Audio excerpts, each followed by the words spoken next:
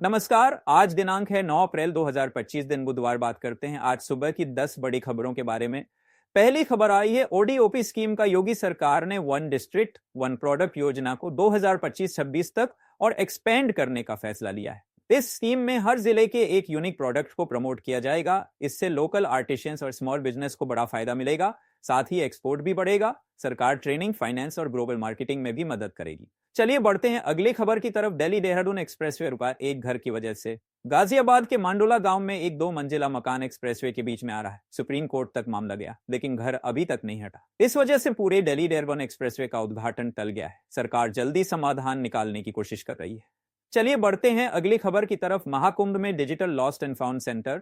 महाकुंभ में इस बार digital lost and found centres बनाए गए हैं, जिससे मेला में खोए लोग अपने परिवारों से जल्दी मिल पा रहे हैं। ये सिस्टम फेशियल रिकॉग्निशन और मोबाइल अलर्ट से काम करता है। अब तक सैकड़ों लोग दोबारा मिल चुके हैं।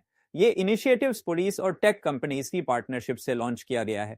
चलिए बढ़ते हैं अगली खबर की तरफ। नोएडा में दुकान में लगी आग। नोएडा के सेक्टर 5 के हरोला इलाके में सुबह एक दुकान में आग लगी। फायर ब्रिगेड की 3 गाड़ियां मौके पर पहुंची और कुछ घंटों में आग पर काबू पा लिया गया। दुकान में रखा सामान जल गया, लेकिन किसी के हताहत होने की खबर नहीं है। आग लगने का कारण शॉर्ट सर्किट बताया जा रहा है। चलिए बढ़ते हैं अगली खबर की तरफ। लू को लेकर अलर्ट जारी।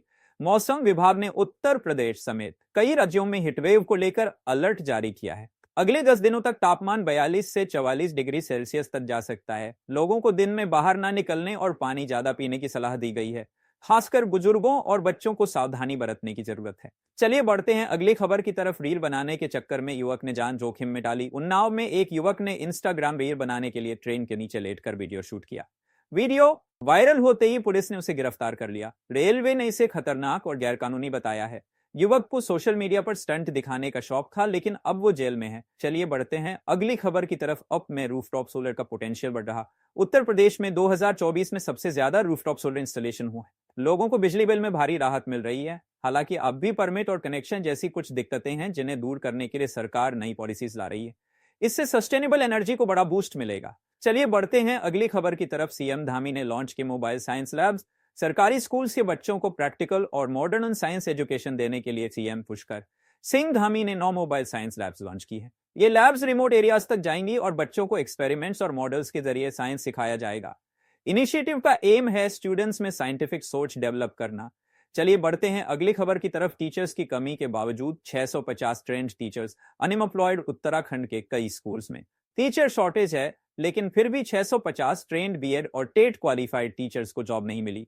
वे लोग लगातार प्रोटेस्ट कर रहे हैं और सरकार से डिमांड कर रहे हैं कि वेकेंट पोस्ट्स को जल्द भरा जाए। यूथ अनएम्प्लॉयमेंट को लेकर गुस्सा बढ़ रहा है। चलिए बढ़ते हैं अगली खबर की तरफ। ऋषिकेश में इल्लीगल कंस्ट्रक्शन पर हाई कोर्ट सख्त। हाई कोर्ट ने ऋषिकेश में इल्लीगल कंस्ट्रक्शन को लेकर एमडीए के उपाध्यक्ष से जवाब मांगा है। कोर्ट ने कहा कि अनऑथराइज्ड बिल्डिंग एनवायरनमेंट और टूरिज्म दोनों के लिए थ्रेट हैं। अब अथॉरिटी को यह बताना है कि एक्शन क्यों नहीं लिया गया। हियरिंग अगले हफ्ते फिर से होगी। ऐसे ही ताजा खबर सबसे पहले पाने के लिए चैनल को सब्सक्राइब करें और वीडियो को लाइक करें।